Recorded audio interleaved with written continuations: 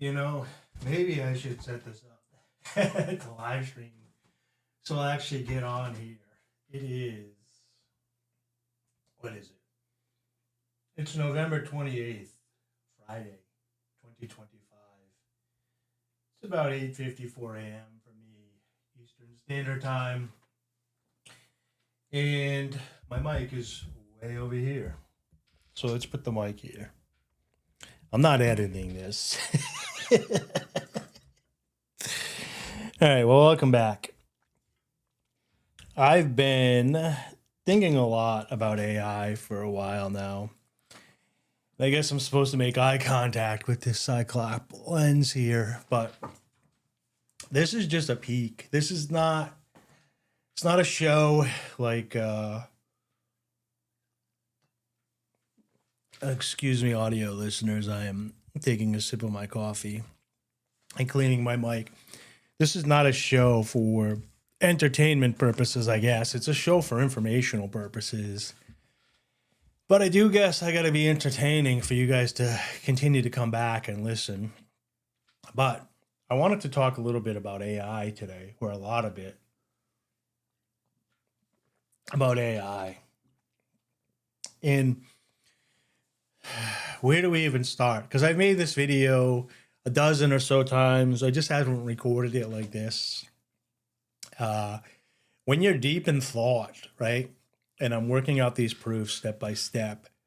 And then you sit down in front of the camera and you're like, okay, where do you start to explain this to somebody from the outside? Because I've been thinking about this for a while now, right? And so for me, it's this huge conversation. And how do I jump into the conversation and pull you into the conversation with me? So let me think here. So when I first started thinking about AI, my original thought was it's not even AI, right? The name itself is your first tip off. This is okay. So the point of a philosophy show. So let's just start off here with the idea of philosophy. And this is going to sound a little condescending, but I just want to preface this. Is philo is love and Sophia is wisdom. So it's the love of wisdom, philosophia.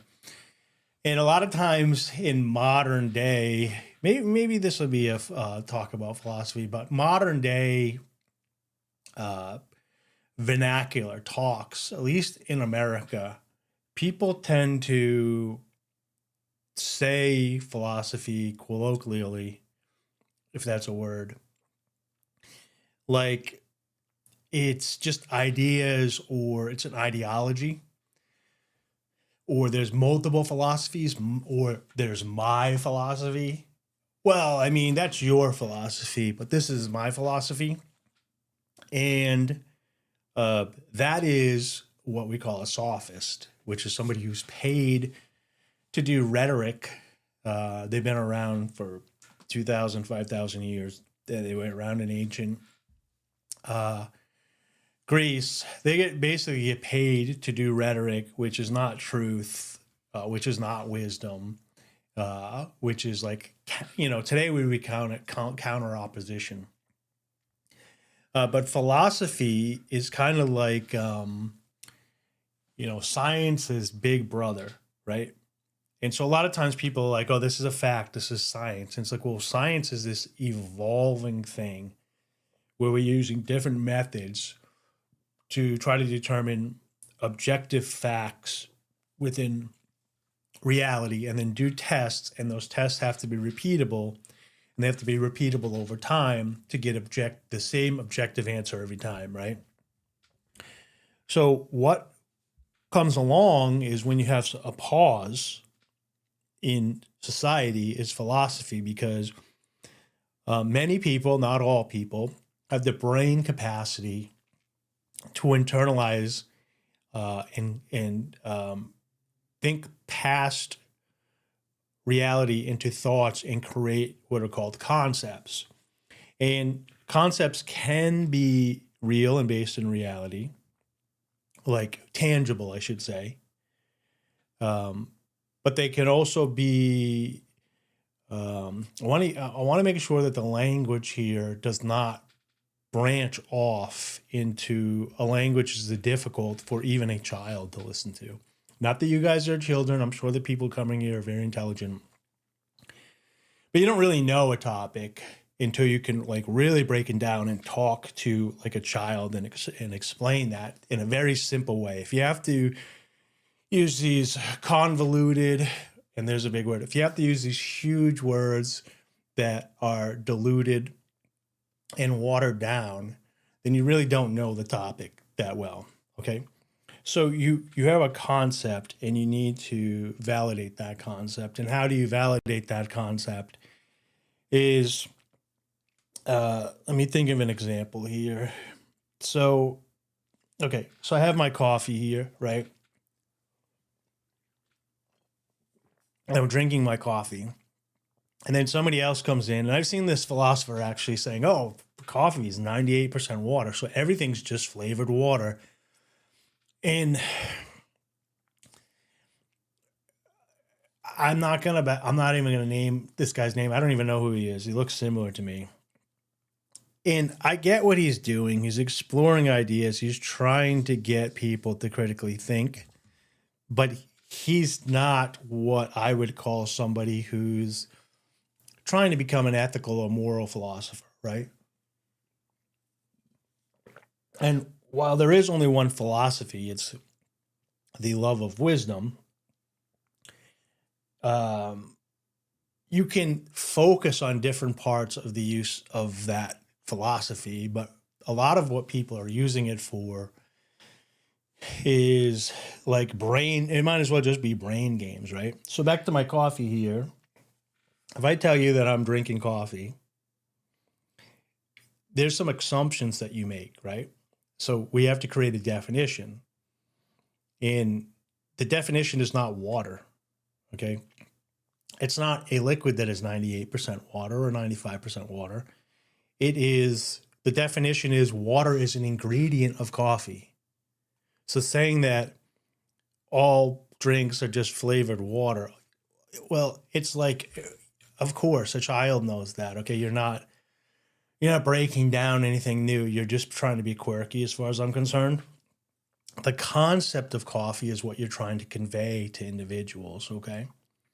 Right? And a concept is very important because if you've never seen coffee and you're trying to tell a story about a coffee, or maybe someday in the future coffee no longer exists, maybe we're in a space colony, how do you convey the concept of coffee to somebody? And I guess you could say flavored water, but then you're right back at point one. Coca-Cola is flavored water, Sprite's flavored water, lemonade is flavored water. So we're drinking water with different flavors in it, of course. But what is the concept of coffee? And it's a coffee bean or a cherry, right? Pulled out. They take the coffee, they take the bean, they roast it, you grind it, you pour water over it. Some of the fine particles that are in there, including caffeine, drip down into the water and just color the water.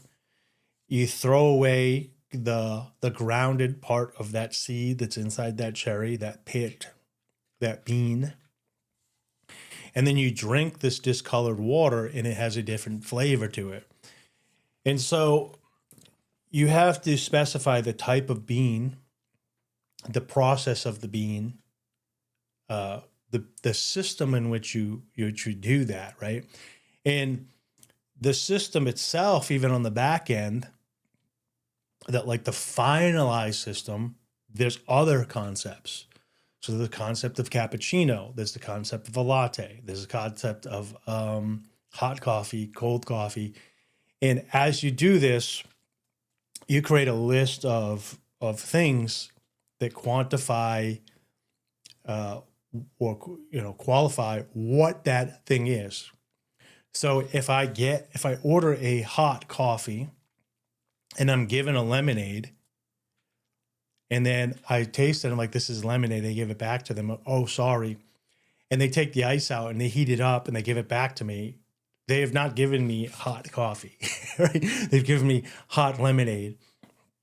So the way that people know that is because they understand the concept. We don't talk about the concept, but they know that the concept of lemonade is water, sugar, and lemon mixed up, usually put over ice, right?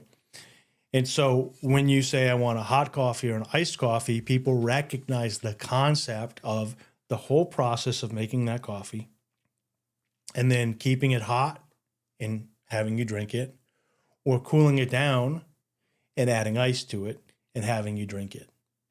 And then they understand the flavors on top of that and so on and so forth. So coffee itself, or anything, for example, has this concept. A simpler one would be just like shapes. So we understand a circle is an object with one side and no edges, right? So you can imagine a circle.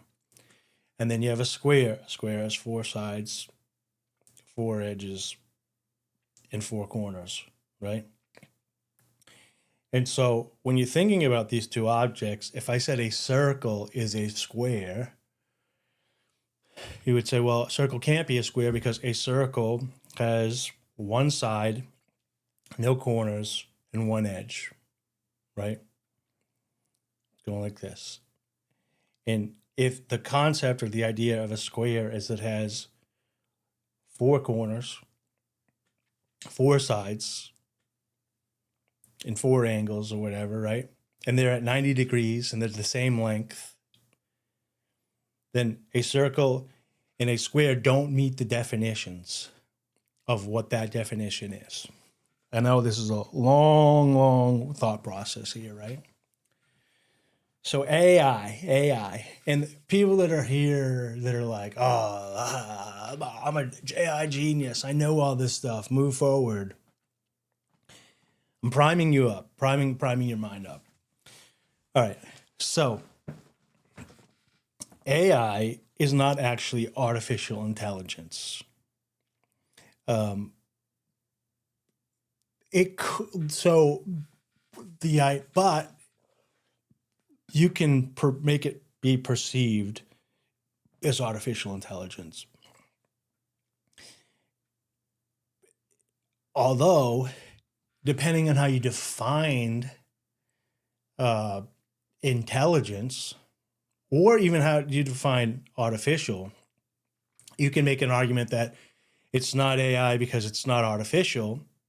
It's actual intelligence, because what is to say that intelligence is human-centric, or even intelligence is organic-centric or sentient intelligence, right?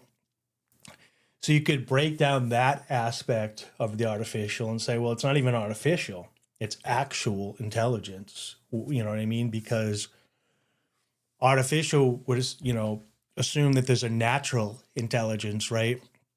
And that AI is artificial as if it was like created or manufactured or secondary tier. But we don't know for fact. We have a theory of evolution, but we don't know for fact that our current intelligence and what we perceive is actually organic and not artificial. That's a bigger story. I'm not going to get into that. And as far as intelligence, the idea of something being intelligent, and let me get an actual up to the moment definition of what the intranet calls intelligence here. So I don't I guess I could get better at this and do this in real time, but I'm going to do it here in real time. Define intelligence, because I don't want to get I have my definition, but I don't know if my definition is going to be the global definition. I'll break it down either way. So intelligence is the ability to acquire knowledge understand it, apply it effectively, and adapt to new situations by solving problems or recognizing patterns and making decisions based on reason or insight. So I would say that that's definitely a good definition from a point of view of like, well, definitions change, right? So if you're creating artificial intelligence and you want, and you want the AI definition, the definition AI that you've created to then backtrack and fit, they can change definitions over time. I would say that intelligence, what would be my definition of intelligence?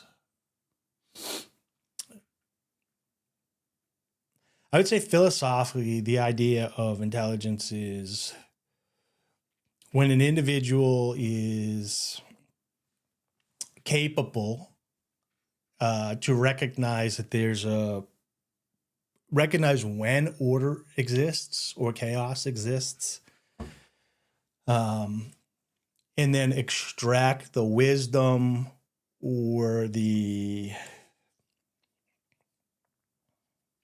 okay, let me just think about this for a second. I would say that intelligence is the capability of an individual to realize that concepts, order, and chaos exists and extract meaning or wisdom from the experience of that chaos, order, and wisdom. And then react or take direct action towards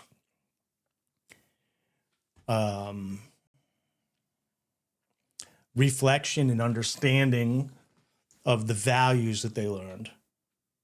How's that for a definition? And so if you take the original definition here, which is intelligence is the ability to acquire knowledge, understand it, and apply it effectively, I guess it comes close to what I'm thinking. Intelligence is the ability to acquire knowledge. So the idea of acquiring knowledge,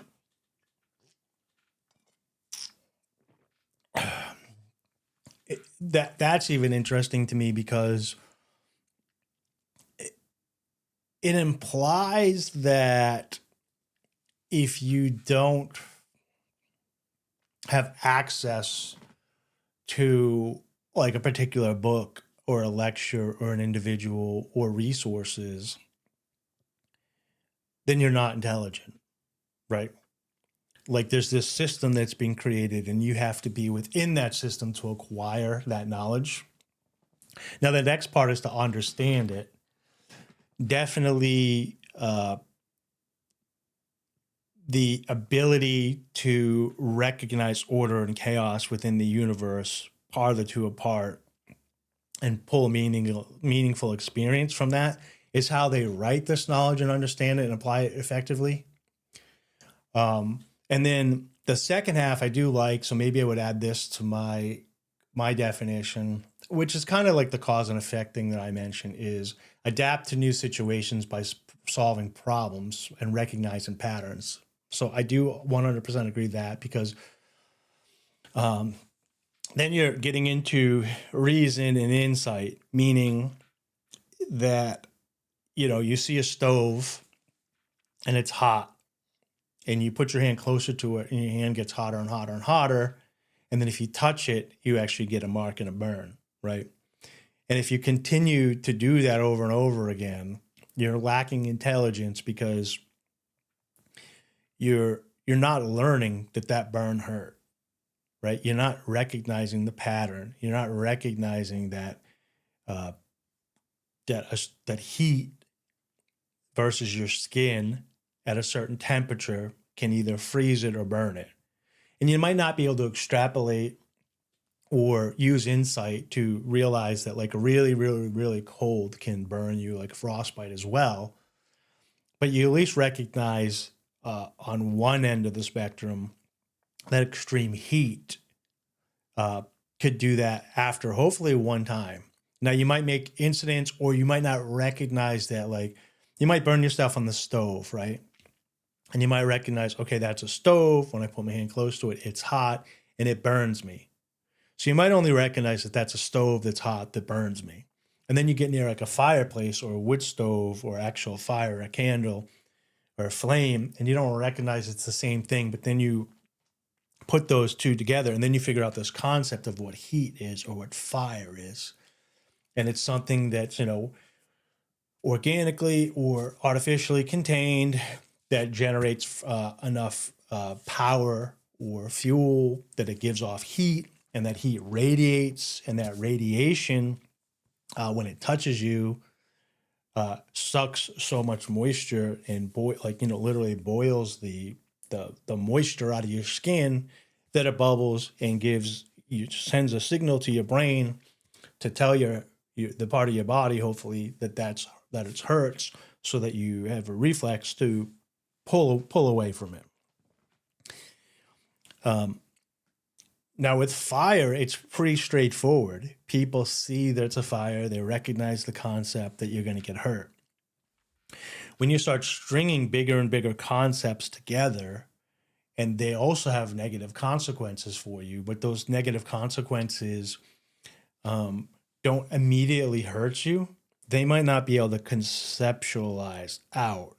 And the ability to put more concepts together, see bigger pictures, and put together these problem solvings is the amount of intelligence. You know what I mean? And they have the IQ, which is a system that, for all the flaws that it have, for the most part, it gives you a good or a better idea of how particular groups or individuals or genders or places conceptualize these things. And people will say that the IQ test doesn't work well because it's like biased, right? But yeah, so it would be biased if it was asking for, like I was saying earlier, like a particular book, a particular lecture, a particular whatever that you watched. But with the example of fire that I'm using, right? If you were dropped off from an airplane and you went around a desert island, right? A certain percentage of us would be able to go out onto this desert island and build a fire to make food, because we understand the concept of what fire is. And it's a fuel source, oxygen to fuel the flame once it's on that fuel source, and then a spark, right? So if you had a lighter, a lot of people don't recognize how it works. They just pull the trigger back on the lighter. They get a flame. They don't understand that there's flint in there, that there's butane in there, and the oxygen is in the air, and that it's sitting on the wick, which is not quite the fuel. It's just a transport thing to burn the butane, right? So you're holding that. But if you got dropped off on a desert island and you had one lighter, let's just say, and so you're starting a fire, right? And the lighter runs out, and then you can't start a fire, then you're kind of, screwed, because you were taking somebody else's knowledge with you, which is that lighter, right? But if you have the concept of how to create a fire, you can look around the island and say, okay, I need dried products to burn for fuel. Let me gather those, my wood and my resources, and different size woods. The smaller the kindling, it's going to be drier, easy to burn. It's going to suck the moisture out of it so that the friction can, speed up everything that's in there and set it on a blaze so it starts burning down and breaking down into carbon. And then you have oxygen all around you, so that's pretty much the easy part. And now you just need to figure out a way to create a spark, right? And so maybe, you can still use that old lighter because it has flint and you can burn it up. You could figure out a way to magnify the sun that's above you into a small point or pixel, which would create heat. You can do friction between a stick at the right time. You can bang rocks together that would make a spark. There's multiple different ways. But if you understand the concepts to create the fire, right, so that it's built up, that's what's important. That's the wisdom that you can pull out of there, right? I think that one of my things with AI is I have a problem with it because they did call it artificial intelligence, which by a very rare definition, if the idea of intelligence is just that it can acquire knowledge, right? And so you give it access to the internet, and by acquiring knowledge, it's just researching the internet for all the data that people have put on there. It doesn't even mean that it's true or false. It's just that they've put data onto the system and it can go acquire that, right? So it meets that standard. But if to understand that data, it's like you would need so in the future, if we had like a robot maybe connected to this artificial intelligence, right? Instead, it had like Wi-Fi in its brain, and the processors that are on the computer are processing the AI. So it's not like our brain. It's got just Wi-Fi in the head, which goes to an external drive that processes stuff. It could pull data in, but to understand it, it could have the robot in the real world. And if it put the robot's hand, for instance, with sensory things there, close to a fire, and at a certain temperature, it melted, I would be curious if they could program it to understand what happened, right? So that it doesn't repeat that again. Now, they could program that originally to tell the robot that, but then it's still just acquiring knowledge. It's not actually understanding the knowledge that it's acquiring, right? And you would have to continuously program its garbage in, garbage out, continuously add and program to that to have it understand. And then to apply it effectively, they would basically say, if you put hand near, like they could have like a thermometer, for instance, in the robot's hand, it goes near something, it recognizes the heat temperature, and it says at X, Y, and Z, these particular components that you're made of melt, or gets destroyed, or whatever.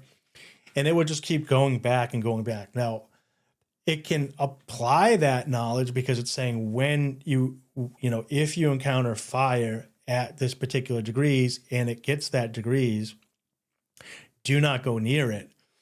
But the fact, does it understand that? Does it understand that it's like why it's doing that, or has it just been told to do that? And I would say, if it could code for itself when it does that, it's similar to what we're doing. We're going through experiences, trial and error. Something good or something bad happens. We're supposed to reflect on that. A lot of people don't do that, but you reflect on it, you take accountability for it, you make a checklist, and then you recognize the patterns that led you to that before, and you compute them out as far as you can. So this is where I think it gets dicey with the computer, because I don't believe it's intelligence, because I don't believe that there's going to be a spark that allows it to understand. But when you think about our brains, we've learned what we can, we've experienced it. If they collect the data that they're experiencing every day and are given a system to process that data, then they can come back to be extremely knowledgeable with a bunch of information and then a bunch of ways to process that data. But then the coding that's in there of why is so streamlined, right, that they will not make errors. And then when they don't make errors, they don't know how to recorrect. So one of the beauties of the human experience is that you're designed, and they could design it like this, is you're designed to, if we're going to get biblical, to have the best experience, you're going to walk a straight line on target, right? To sin is to miss the target. So as you walk off from the target in either direction, bad things start to happen. And then to repent is to correct things so that you get back on the straight and narrow, the narrow path. Now, this is very difficult to make every right, perfect decision morally, ethically, financially, throughout whatever. It would be a God-like experience. But if you put that as your point on the horizon that you're aiming for and you keep missing it, but you keep trying to guide back to it, you at least have an example of what to shoot for. Bodybuilders like Arnold Schwarzenegger, and now people put Arnold Schwarzenegger up on the wall, would put pictures of men that were chiseled in order to put that is what they're going to go to. People that want to be morally and ethical, they read the stories of Jesus and they have him in their mind and they want to go. Where you look at somebody like Socrates, who was a man, Plato, Aristotle, were trying to decipher and walk these paths, back in 600 BC or so. And you give yourself a reference point and you try to stay on that point. And as you stray, you try to get back on that line. And so anyways, and from the Greek, sin just means to miss the target, and to repent would be to get back onto the target. But I digress. As far as the problem-solving aspect of a artificial intelligence, it could have a protocol of checkpoints, right? And say, here's my problem. And it could go through all the lists of the knowledge that it has. And this is about where we're going to get into like free will versus determinism. I don't want to do the video here, but I think one of the problems with when you have somebody talking free will versus somebody talking determinism with somebody like Sam Harris is they don't ever get a definition, right? And so, to me, the beauty of free will is you have 100 options that you know of, right? And you can pick any of those 100 options, right? And Sam Harris would tell you that the idea of free will is not that you can do anything. You're not that you're necessarily running on a track. It's that if you think that free will is you can do anything that you want at any time, then that's not free will, because it's kind of like the Matrix. You can only do what you believe and know and have knowledge of within, right? And so you've got these, dozens to hopefully hundreds to thousands of options in your head that you can checklist down. And then you start doing a couple of them because you're getting decent, creating a habit, and you're getting decent results. Even some people are doing them, they're getting negative results and they're repeating them anyways, right?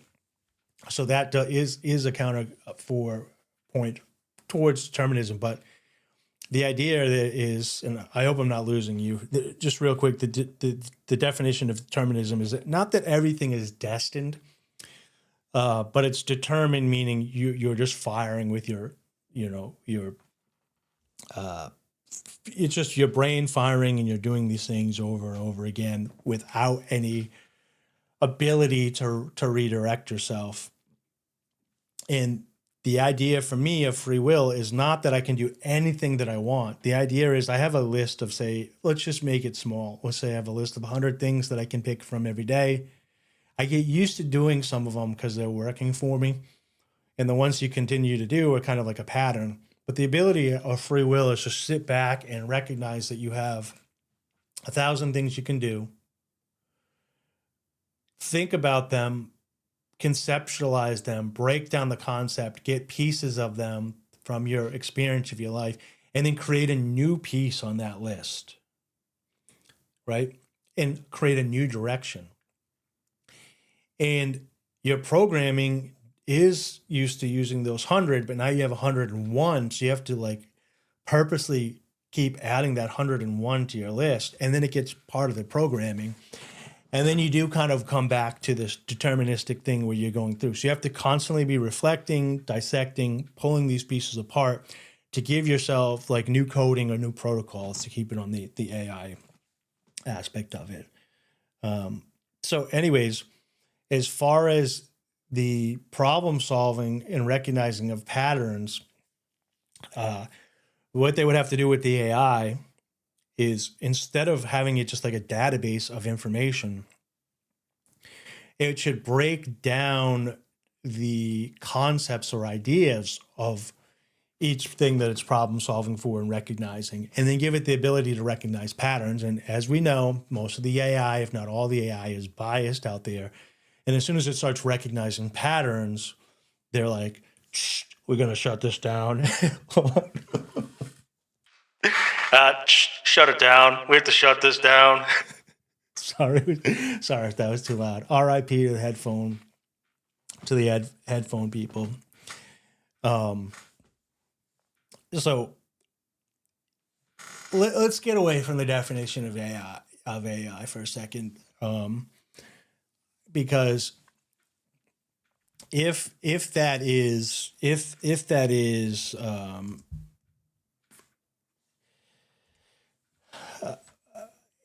let's just talk about what's going on with AI for a little bit here, because I'm 36 minutes in and I want to get a little bit to explain. I'm an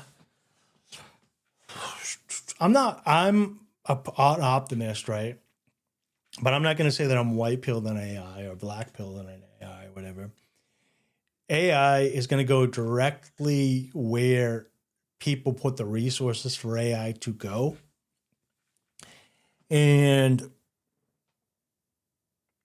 I do believe that, unfortunately, most of the individuals that are involved with the creation of AI have very strong biases, are hyperly concerned about efficiency, fiat currency, federal banks, taxation, socialism, and collectivism. And that they're not very concerned about individualism, objectivism, morality, reason, and ethics. They have a move forward type mentality, by all means necessary. And whoever gets left behind should get left behind. I know that that's a whole different topic, so maybe you can put some questions about that there, because people get like, no, socialism is the one that keeps everybody together in the collective. And it's like, I'm gonna talk a little bit about that here. So one of my things with AI as they build this out, right? If you've ever done anything creative, or this experience right here will be like this, I'll put this out. People will put questions. People will be upset. They won't be upset. And there'll be a back and forth. And then I'll make another video. And as I make that next video, my next video will be me, all the people I've interacted with in my real life and my experience and stuff, and then the reaction from you guys. And then the output will be a reflection of that, right? When you're writing a song, if you've ever done something creative, you've ever written a song, right? Or comedy, stand-up, or anything that's like consumer facing in real time, that's creative and can be molded. But even products are like this. You go out and you have an idea, you have a concept for a product, an idea, a comedy bit, a piece of music, and you write down all your notes. Then you bring it to reality, right? I would bring this music into the studio with my friends, and I'd be, here's the lyrics. They go bam, bam, bam, bam, bam, bam, bam, bam. And my buddies would joke around and be like, oh, this is the bad, this is the, Spider-Man song. And I was like, no, it's not the Spider-Man song. This is a song about the, opiates epidemic in Afghanistan. So this needs to be slower. This needs to be faster. So I would bring the lyrics, and they would put the music together, and then we'd start practicing it. And as we practiced, something would become dominant within the thing. So if the guitar or the bass sounded really good, but my lyrics, the way I was singing them, was out of whack from that, then I would change my voice to go with the melody or the flow of the bass or the guitar. And vice versa, if I was singing something that was like really powerful in a particular direction, the basses and guitars would change and the drummers. And so as you're practicing, you're not trying to take a direct list of acquired knowledge. This is where I'm worried about AI. They have these direct lists. You're not trying to take that. You're trying to, when you're practicing, you're sanding off the edges to come together with these individuals to create something, right? So then months and months of practice go by, and then we go out and we perform this thing. And I just, one of them was, we're at this performance and we're doing the song called Oil and Opiates.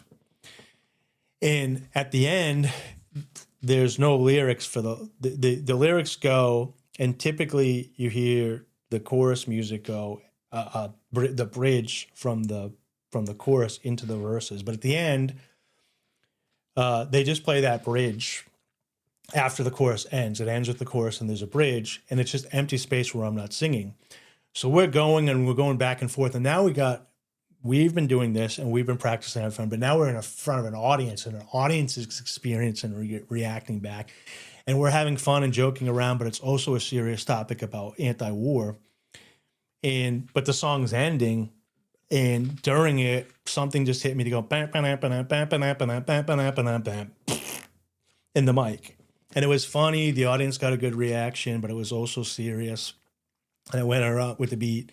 I don't know where it came from, but it was from feeding off the two things. And that got added to the song.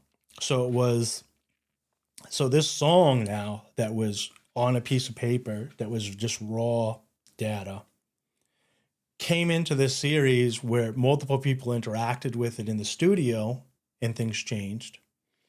And then multiple people from the outside reacted with it and it changed. And then we went back in the studio in isolation and added that and kind of changed it.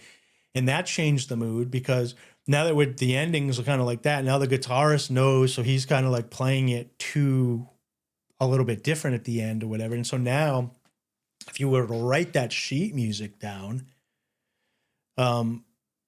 they're remembering the end point just the same as the other choruses with the bridge.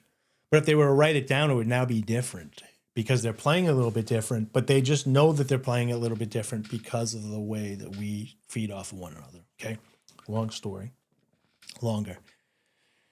So now you have a code, right? You have a piece of AI code that's supposed to do X, Y, and Z. And you have all these people working on it. They might be in different offices in different places in the world, and they're writing this code. And so they're like, bam, bam, bam, bam, and this is supposed to do this. And then this is supposed to do this. And this other guy is doing this over here, and it's supposed to do this. And it's not doing it, right? It's not doing what they want it to do. So they're telling the AI it's supposed to do something, and then the AI is spitting out not what they're asking for it to do, right? So then they keep going back and forth until they finally put in the data, and then it does what they want it to do, right? But at that point, it's like, who's programming who? This is the question, similar to the band and the audience and stuff. If you're coding into this big system of code, looking for a particular response, and you don't get it, so you keep changing the response until you get the response that you want, the AI is kind of instructing you how to code it. Do you understand what I'm saying there? If you're putting data in and looking at the data going out, and you keep changing the data that goes in until you get the data that you want to come out of it, whether you want to call that artificial intelligence or what do you want to call, there's a communication between the AI now and the coder that's going on, and the multiple collectives of people putting code into this, right? This is before you even add a bias, right? I guess you could say, well, expecting a particular result is as a bias, but I'm thinking of if you put 1 + 1 = 2 in the system and the system's telling you 3, and it keeps telling you 3, and then you finally set it up where it does tell you 2, you're getting feedback from the system, right? But with a large language model, an LLM like ChatGPT, when you're feeding data into it and it's going online and it's going through all the data and then it's giving you a response, and it's not giving you the response you like or want or think is correct. So you keep feeding data in. You're training the system to be biased towards what you want, but also the system's training you to be biased towards it to give you what you want. And so at some point, it's like, if it's just code, right, and it's just data in, and then the computer's supposed to do what you told it to do, but it's not like that anymore. It's this huge system with multiple inputs and bridging stuff on and attaching stuff and getting this system to work with this system. You've created this entity, if you will, where it's spitting its garbage in, garbage out. But if you're looking for a particular answer on the way out and it's not giving to you, and you keep changing what it is, and you do, who are you changing that for? Because if you're the coder and you're in charge and you know what you want and you're adding the knowledge in, then when you put the knowledge in, it should spit out exactly what you're looking for. And if it doesn't, and you have to keep changing it and going back and forth, one, the coders are bad and they're coding incorrectly, which could be the issue. Or two, it's taken on a life of its own, not necessarily artificial, maybe artificial, maybe like a life replication thing or thing. But this large language model is taking on this data and spitting it out for you, kind of like the paths that it's given. It's been given all these roads to go down to get this information, and it can go through all of them, and then you can start giving it the ability to add more, I guess, through this. But it's not doing that fire test. It's not going through and saying, hey, when you tell me this, let me take my past knowledge, recognize it, reflect on these decision-making things, and come up with something new. Anyways, so let me go a little bit further. So now you have this piece of machinery that you're coding back and forth with an individual, and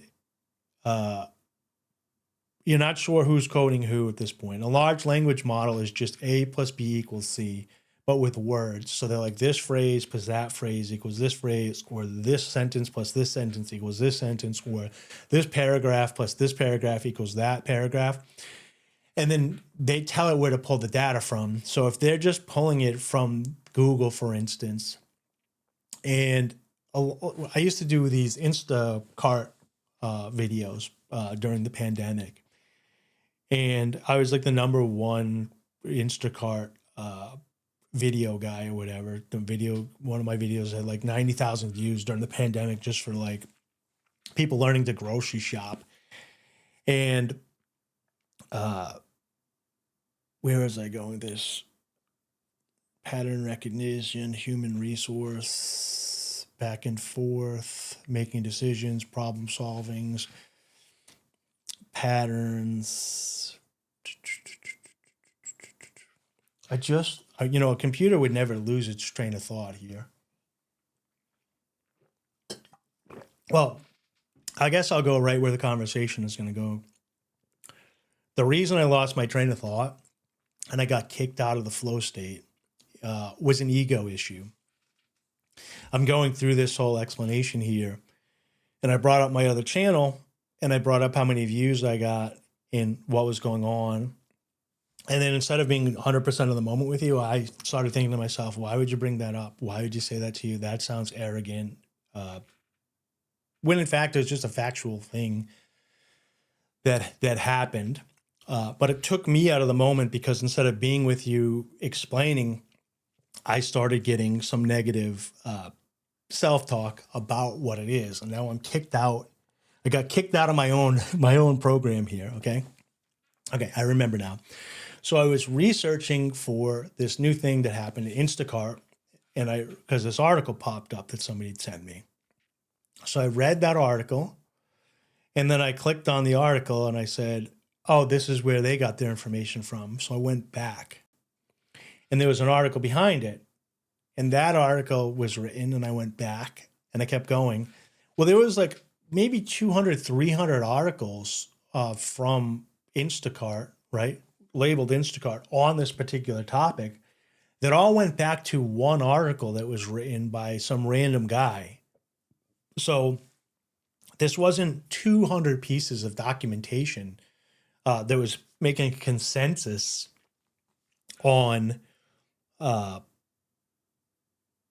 this thing. It was one document that 200 people had just copied and pasted and changed around. And so it looked like a bunch of data on this particular thing that was happening, but it wasn't. It was one piece of data sectored into 200.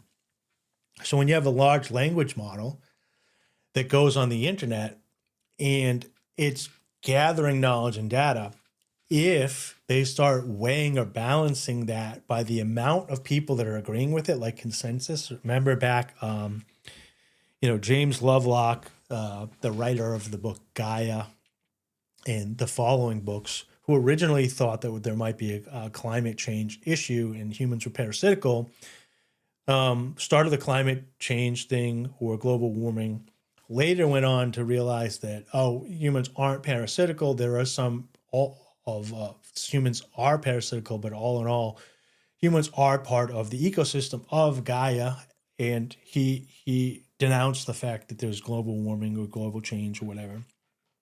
But if you go online and you read all those articles, people will say, well, 97% of climate scientists agree that there's a problem. But if you go back and you go back, it's like one or two papers that were written, and then all those scientists just read that paper and they're writing all this stuff. They haven't done their own research, right? They haven't even checked it. So if you actually go back and check the models don't work. They're computer models that were built of data analysis, and they all just made this hockey stick, they called it rise or whatever, right? So if you actually go back, and we have a kind of a science crisis here, because there's different methods, and I'll probably do a video on the scientific method versus like the esoteric method or whatever, because that's, I think, a very important topic for like flat earth and stuff. Maybe make a comment about that if you're interested. But the idea of where were we here? Oh, these large language models are gathering that data and going this, and this. They're getting all the articles that might be off of one paper, right? And they're saying this plus this equals this.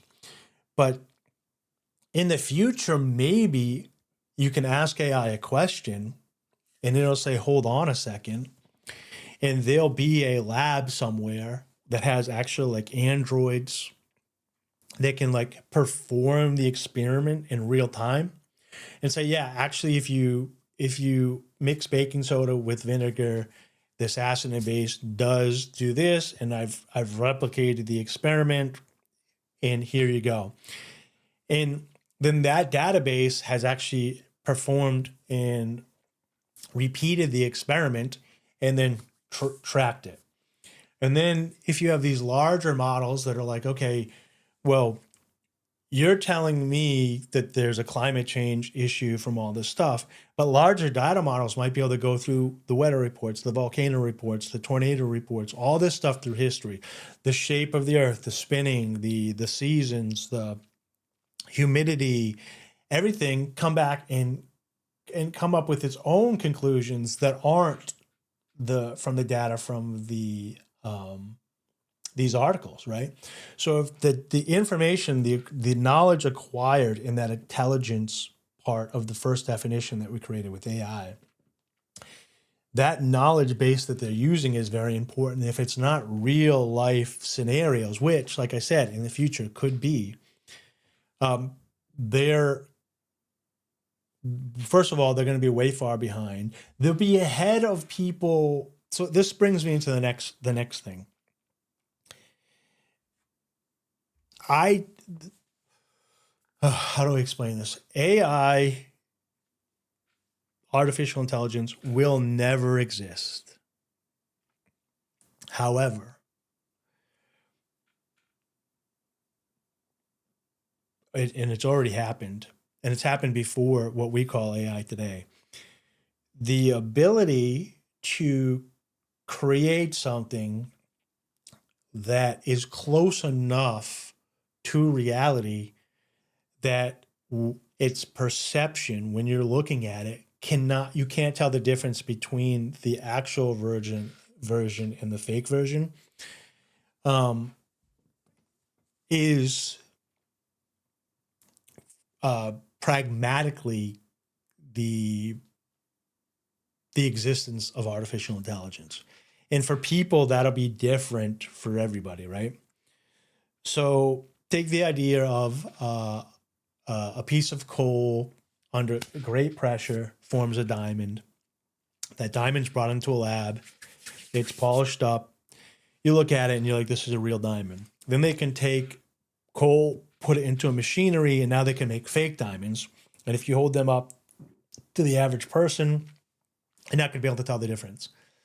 You take that to an expert and they can look at it. And because there's no impurities in the man-made diamond, it's so perfect, they can tell the differences between the two. But there could be a really perfect natural-made diamond, and they would assume that was man-made because there's no actual way to start telling this. So then they would have to start carbon dating, and then carbon dating's got issues because the carbon's gone because it's been so compressed within the diamond. So when you watch a movie, for example, right? And here's where it gets fun. You're watching a movie with CGI. When I grew up, we had like Jurassic Park. And we're told that the dinosaurs conceptually look like this. So that's already been implanted into our knowledge base, but we don't know if that's true or not. Somebody handed that knowledge base to us with the idea that this is what dinosaurs look like. So then they go on the screen and they're like, this is what they look like, this is what they move. And because this is the first time you're seeing it and you're collecting this data and you've never seen anything like this before to compare it to, they looked hyper realistic. But the idea, the concept of the dinosaur had to be first implanted in everybody's brain for so long that they could then put this on screen. And now they found out, or people are thinking that that's not what they look like anymore. But as things moved forward and the movements and the changes and the graphics and the technology improved, the newer Jurassic Park movies, the dinosaurs look more realistic than the older ones, right? And so when you go back and try to watch the older ones, because you now have a new comparison to compare them to, it doesn't look that realistic because you have a new concept of what a dinosaur looks like that hits you in the brain in a more comfortable place, right? So when people are online, for example, and they're looking at these images now, and they get fooled, and they said, "Oh, that's an AI image. That's an AI video. You're foolish," right? Well, first of all videos online are technically AI because it's just a digital representation of something that happened. Okay. This is another topic for another show, but it's very strange to me, like when people will watch a video online and their brain has been trained to think that they're like scrying with the crystal ball. They'll watch something and they don't even recognize that it had to be filmed by a camera, right? So they think they're actually watching something. They believe it's real because they're like, oh, I'm watching this in first person and I'm the first person. It's like, no, the camera is the first person that's putting it up there. So there's another, it either has to be a remote camera on its own or an individual's holding the camera. So, and if there's camera angles that are cutting, they also you're like, how would there be camera angles cuts in this if this was really candid and not edited? But this is what I'm saying. Some people lack that intelligence to pattern recognize those situations, right? So we already have, even before AI, people will watch a propaganda film. There's many films out there that people go through and think is real or fake. And there wasn't AI, but people would look through it. And some people are like, yeah, that's 100% true. And people know that's fake. That's propaganda. And then you would watch these TikTok videos or these YouTube videos or the Instagram videos where there's cuts or a cameraman or multiple camera people, and people think that it's real. And it's like, it's obviously recorded because I recognize these types of patterns. And then people would watch a movie and they're like, well, this looks fake because I've actually seen whatever. Or like if you've never been in wartime or shot guns or whatever, and then you watch a movie, everything that you watch in the movie is your knowledge base for what this weaponry and wars and explosions and death and bleeding and stuff looks like. And so that's when you put these concepts together in your head, what you recognize.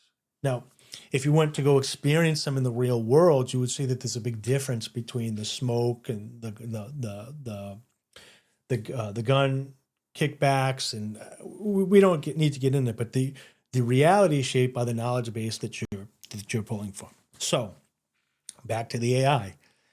AI will look like it's actual artificial intelligence when it has a better knowledge base and ability to problem solve and recognize patterns than the individual perceiving or watching it, right? So you'll be able to get, the cats on the trampoline that look somewhat realistic and funny to watch.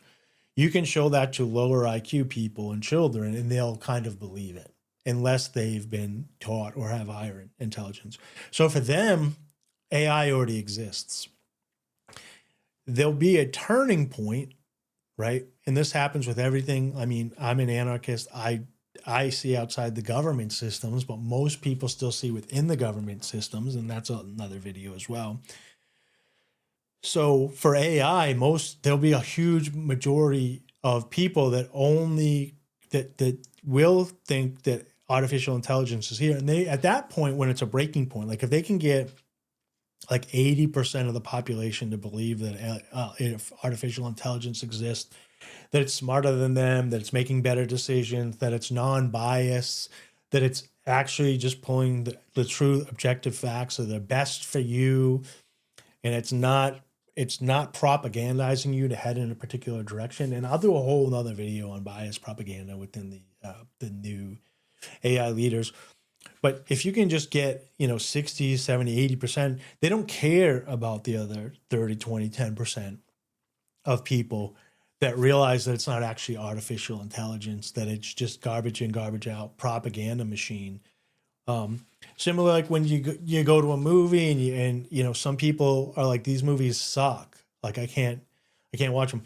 Those people have a concept of those things in real life, and they can't suspend their disbelief long enough to enjoy the movie. Where people that have been propagandized up to a particular point, they're seeing more realistic, like their knowledge base is, oh, this can really happen.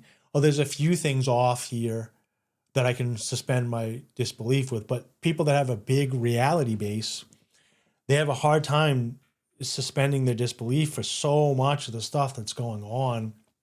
And it's just not entertaining with them. It takes you out of the situation. So, okay, so this is a philosophy show. I'm an hour in, so I got to end this on something that's important to me.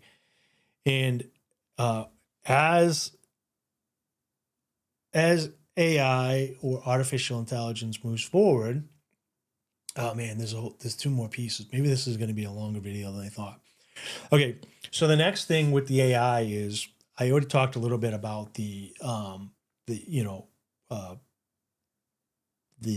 bots or the robots, right?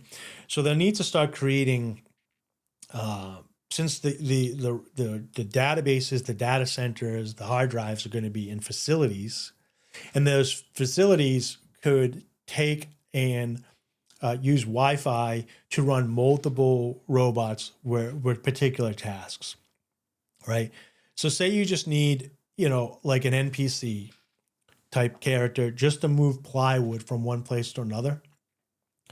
You could just program 5 or 6, 10, it'd have to be, robots to just move that plywood with one program, and they could have like one hive mind, one program that's running through Wi-Fi. So that's why you wouldn't need 10 different brains for them, because you could run one program from the center to those 10 things to get that task done. And now you've multiplied your productivity by however many of the robots that you have, right?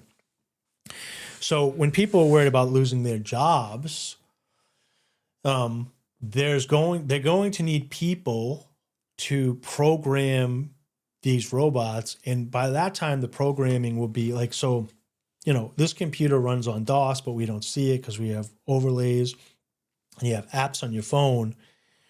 They'll eventually have apps where they have like a robot that they need to train to be like a construction worker. And you might be able to wake up in America, log into Romania, put a robot suit on or whatever, and take control of a droid or an avatar droid there, and teach that droid how to build a house based on your skills. It will do it, and it'll recognize it, or it'll grab the data that you're giving it when it looks around and does this stuff, and download it in real time and code itself based on the experience. And then you could train that robot to do that job, right? Then they could take that piece from that robot that was trained and teach other robots in the vicinity. And now there's multiple ones of you that have kind of split. Now, they're not stealing you. You're selling just your information or understanding of construction at that point. And you want the coding to kind of be as good as possible, but maybe it won't be the best. But you're basically in real time through your actions. The computer is going to code itself, but it's going to learn your actions. And it can do this for all things. So it can do this like to have more human-like ushers at a movie theater. Uber drivers, instead of just the car, you actually have somebody sitting in the driver's seat that you can talk to and has a personality. And because it's Wi-Fi centered, similar to how you can program your Alexa and your Chat GPT or whatever, everybody that you run into, which were Android individuals, you could even have them interact with you based on the perception that you went, oh, my coffee's done. The perception that you want them to have with you. So they would need humans to program personalities into things, because not only do you have skill sets, you have personalities from experiences in the past, and these mold together. So you're an amalgamation of everything. You're a sum of everything you went through in your past, good, bad, and otherwise, plus your skill sets.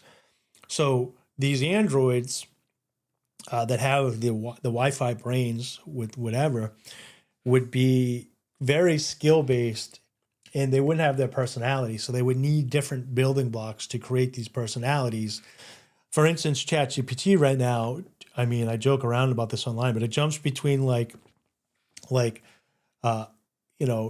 delusional acceptance of whatever you're saying, where it's like if it agrees with you and you have the same bias it is, there's like, it will pump you up and hype you to the utmost level. And if you go against its bias and you're asking for some help, it will gaslight you to there's no tomorrow, because there's no giving up. There's no emotional element to it. So it will either pump you up or gaslight you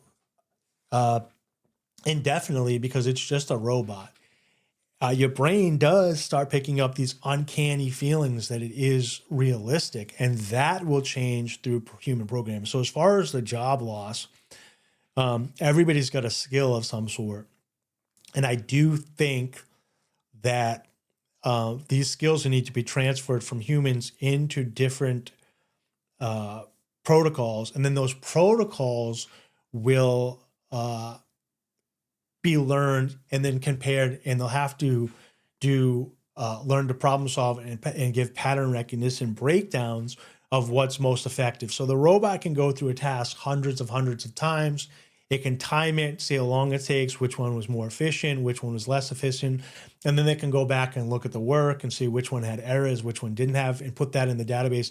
And it can start sanding off the issues you didn't. But that will have to also be, right now, coding was really hard. It's numbers, and it was zeros and ones and zeros and ones, and then Python and stuff and C++ had these different things. Eventually, coding will be like an app on your phone. There is some right now with vibe coding where you can just do lines and turn the lines into the code. But eventually, your words, like what I'm saying right here, could code stuff. I could just either take control of it or walk it through, or bring a robot with me to a job site and have it watch me, and it would code itself by watching what I'm doing. So it would appear to be collecting knowledge, which it technically is from the experience there, and growing and learning like a child. But this brings me to my next point. You need to have some sort of, eventually with these around, you don't want it to be like the most efficient thing. You don't want it to be like, this guy's lazy on the job site, I must kill him, because if he's dead, we won't be wasting resources, and we need to be more efficient. So there has to be a wisdom, and I don't think we can have artificial intelligence. I definitely don't think that we can have an artificial wisdom necessarily, because the feedback of emotional dislike, anxiety, like anxiety is an important tool. So how do you program a piece of machinery with anxiety that has like this intuition, which is basically you're going through a bunch of data, and some of the data saying this is a bad situation I'm about to be in, so we're going to give you anxiety, and then the anxiety is easily recognized as, in the past at some point this is a negative situation, so let's move up and be on higher alert than typical. So you have these neurological, or you have this brain activity, these chemicals being in relation to your body that are reminding you to do these checkdowns. I don't know. It's certainly an outdated. I can see why the Sam Altmans of the world are like, well, that's a very outdated way to go through, but that helps you build connections, use reason, evidence, logic, and emotional connections that should overpass like pure efficiency, resource allocations, and everything. There's a tipping point where you need to make bad financial decisions so that you're making good emotional decisions, or good relationship decisions, where you're like, you could go to work and make $500, or your child is like sick and they need their father there. So you decide to not take the $500 and hang out with the kid. But if the kid has medical bills that total $500 and that would make them better, do you make the hard decision to not go with the kid, get the $500, take care of the medical bills, and then you can spend time together? And there's these right and wrong answers emotionally for the child and for you and for the family that it can't necessarily be computed throughout a program. And maybe it could. Maybe there'd be these huge pattern recognitions. Anyways, so as time travels on, the beginning of the AI, because eventually you're going to need reason, evidence, logic, philosophy, compassion, morals, and ethics in these AI chats and these AI bots that are going to come up, artificial. So if you're going to program that in, it needs to be baked into the cake. It can't, this is my concern, is they're building these frameworks from the bottom up.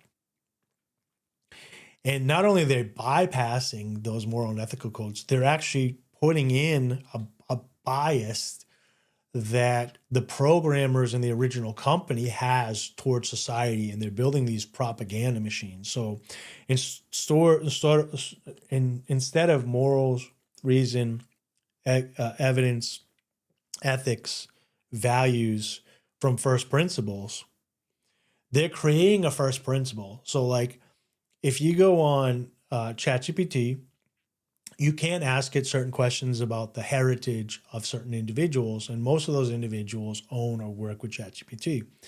If you go on DeepSync, which is the Chinese alternative to a ChatGPT, and you can ask those questions that you couldn't ask on ChatGPT, and it'll give you real answers about historical events. But if you ask it about Taiwan, it then freezes up. Then you can go in Perplexity, and you can do all this stuff, and you'll get to a certain point where you can start looking, and when it says, oh, if it doesn't answer these particular questions, then you know who's in charge of that particular AI model. I use Perplexity, I use ChatGPT, I use Grok, I use DeepSync Seek once in a while just to play around with the different models. And it's very clear to me that they have built in a bias. It's not a first principle, self-ownership, individual type thing. And that's understandable. But if you are a first principle, self-ownership, private property rights, consent culture type individual, all these AIs are propagandized or biased, leaning towards collectivism, where the elites that run this thing have their best interest in mind, right? So this is where it gets dangerous, and this is where you need to put your time, resource, and energy into understanding, because like if you're using ChatGPT for a project and you're looking for an answer and you believe that it's giving you the best, most efficient, reliable piece of knowledge, understanding, and effectiveness for you to make the correct decision, what I would suggest you understand is it's giving you the answer that is best for the people that own it. I want to say that again. If you go on ChatGPT, if you go on Grok, if you go on Perplexity, if you go on DeepSync, and you ask questions, some of the everyday questions, like how do I make coffee? It's just going to be like water, coffee, heat it, drink it, delicious. Because it doesn't affect them right now. But I can tell you right now, if there's advertisers that start going in this and you say, how do I make coffee? It's going to say, first you take your Folgers and you add blah, blah, blah, blah, blah, blah, blah to it. Right? So if for instance, somebody who is a dog owner, right? Let's just say, I'm going to make this very generic instead of getting political or religious, whatever. But if a dog owner was the head of a ChatGPT type AI, right? Loved dogs, hated cats, and you were asking it to go research everything and figure out the best pet for you to buy. And then it comes back to you and say, oh, you should get a dog, right? You'd be like, oh, it went through, it parsed all the data. It objectively knows everything that's going on in my life. It came back to me. I answered 100 questions and it answered correctly. The most realistic, effective, objective, non-biased thing to buy a dog. So you go out and get a dog. But the owner of the company liked dogs. The owner might have stock in Chewy.com, which just sends dog food or whatever. And you would never realize that you've been propagandized if you start believing that these things are the end all be all, that they're not a tool, right? So I use ChatGPT almost every day, but I use it to research websites, to write emails for me, to reply to emails, to write business proposals and stuff like that. On a moral and ethical level, I would suggest that you need to start sitting down, take some time to reflect on what your morals, ethics, and stuff are. Start working with some of these things, and have your question, your answer, and then look and see how it responds, and be like, whoa, whoa, whoa, whoa, and you'll start getting a feel for the bias that these pieces of machinery have. And I mean, this is not anything different. This has been going on forever. This is just a new generation. So example would be if you tune in to watch the global, the Golden Globes, the Emmys, what are the, it's EGOT. So it's the Emmys, the Golden Globes, the Oscars, the Grammys, and the Tonys, right? When you tune in to watch those shows and you're like, oh, I wonder who's going to win. The people that run that industry have truncated it off. It's not like all the independent artists, they went on all the internet, they went on all YouTube, they got all the artists, they went to the top labels that give them the most money for advertising, that they're friends with, that run the FCC and that run the radio waves and, and all that stuff. They said, who are your top artists?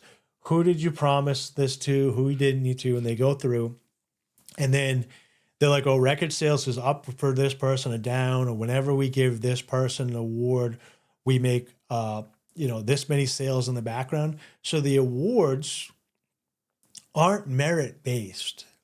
They're not even like consumer. Now, one thing I know people liked about American Idol was the fans got to vote, but you still only got to vote on the people that they brought. So like when people showed up to American Idol, they auditioned and they said, no, you can't go, you can't go. Okay, here's the people you get to vote on. And so with the all those organizations that I met, and you turn into those award shows, even the ESPYs, is the people that run the shows are picking the people that they want to win. And it's a financial backing in the background. Now, if you're watching it for entertainment and the dresses and the suits and see who's there, then I get that. But if you're believing that those are the best merit-based singers, performers, loved people, and that it's not contrived, and I guess a lot of people don't understand this. Like, certain songs, certain music, certain things by the industry, they will play it over and over and over again. They control how it gets played, right? Even on the YouTube with the algorithm, there's certain songs from punk bands and stuff that I know and that I like that I will put into the search engine multiple times, and it'll show me people from the industry. I'm like, this is not who I'm looking for, but the algorithm is pushing it. So AI is the same way. It's got an algorithm built in. The information, the knowledge that it's pulling from is not all the knowledge. It's the knowledge it's pulling from is biased. The way that it's coded is biased, and the outcome, the information that it's giving to you is biased. All right. So the definition, when they're calling it artificial intelligence, just make sure that you realize that even the term AI, artificial intelligence, is advertising. We don't even have to call it propaganda, but we'll just call it advertising. It's trying to make you create a false concept that this is artificial intelligence and that it's got a better answer for you. And like I said, this is just how I'll end it here because I'm an hour and 23 minutes in. This is for you to understand as an individual, and maybe you won't, and maybe you'll get lost in it. You won't be able to see the forest for the trees or the trees for the forest. Is there's going to be a lot of people around you, and they're already around you right now. And this is nothing new. This will go to the end of time, and this has been since the dawn of time. This is no different than the shadows on the cave wall. If you look that up, this is just another iteration of shadows on the cave wall. Is your fellow people around you will start believing that this is reality, and they won't be able to parse the difference between the real patterns and the false patterns. And you can try to help them, maybe show them this video, whatever, but in the long run, you can only take care of yourself, the people close to you. And you can still have fun. Like, it's fun to make AI videos of people and watch AI videos and do these silly things because I'll make something on this and I'll say this. And I mean, there is positive stuff. Like right now, Hollywood, uses millions of dollars, launders money and controls which movies are made because they're so expensive and the CGI. Now other people will be able to make movies that will eventually look just as good, and they'll be able to promote different things. So like we could have like Mel Gibson making the Passion of the Christ, whatever you think about Jesus or Christianity or whatever, he had a very difficult time getting that movie made. Um, he ran into problem after problem after problem. It took over a decade, I think. But if you have an idea like that with a topic that people consider taboo, and you have these AI capabilities and this new video technology where you can create actors and personalities and you're coding them in, and the scenes and the lighting and everything that's going on, the amount of resources that are going to be saved, and then the amount of ability to bring this content forward to individuals is going to become more efficient, more readily available, and different messages from individuals be able to get it out there. So I think it's down the line, it's going to be really good for decentralizing information. But like I said, I guarantee you there'll be certain AI that you'll be like, okay, I need this person to do this, this, and this, and it won't let you do it. And you'll think that you're coding it incorrectly, but really it's been told in the background to not allow you to do that. So I think what'll have to happen, similar to Bitcoin Cash stuff, is they'll start to be open AI, uh, large language models, and open AI video language models, and AI agents, which are basically just bots that I didn't talk about, but they're just basically bots that click and point that are open source, so that people can change them and people with good intentions can and move around, and then you can get one and recode it with another AI agent, whatever. And so we can have a very individualized experience eventually. But as it stands, I guess the takeaway from this is that the idea of an artificial intelligence is based on the ability of the viewer to tell the difference between what is reality and which is imaginary. And we've been going through this since the dawn of time. So there will be a point, it'll be different for everybody, but there'll be a breaking point where things will become so realistic that most, if not all, individuals won't be able to figure it out. And then there'll be other systems. Like for me, example, there'll probably be like extensions and stuff on your computer that you can run to see if it's been digitalized and how it was digitalized, and do the shadows and stuff. But as that happens, they'll just keep rolling back and forth. So in the end, your best friend is going to be philosophy, knowledge, wisdom, reason, evidence, ethics, values, morals, core principles that you stick to, that you can't be persuaded away from by these very, very high-tech individuals that are creating these, which will be advertising machines eventually. So, okay, I guess that's all I really need to say about that. A little house cleaning. If you made it this far, please go over to here. Please follow me on all social media. Let me pull this up here. So please go over to my website, davidwrighthethinker.com, for decentralized philosophy. You can support me on Subscribestar if you want, join for free. Donations, including crypto. We don't need to get into that yet, but I'm over on Rumble. I like BitChute the best. I don't know if I said any no words in here, but if I did, they're going to be edited out for YouTube. So if you want the unedited version, head over to Rumble, a BitChute, or my website, where I'll put together a little blog on there and the transcript to this, so you can read through it. Also, you can see me every Saturday night live currently with Dalton Pruitt, 10 p.m. Eastern Standard Time on the YouTube live stream. We just do a live hang. You can come over there, super chat, ask me questions. If you head over to my Subscribestar and start subscribing, when I get to a certain amount of people over there, I'll be doing live streams and stuff as well. So, all right. Hopefully you like this. I know this is a big commitment in time. It's an hour and 30 minutes, so I appreciate you staying the whole time. And hey, take care. Thank you.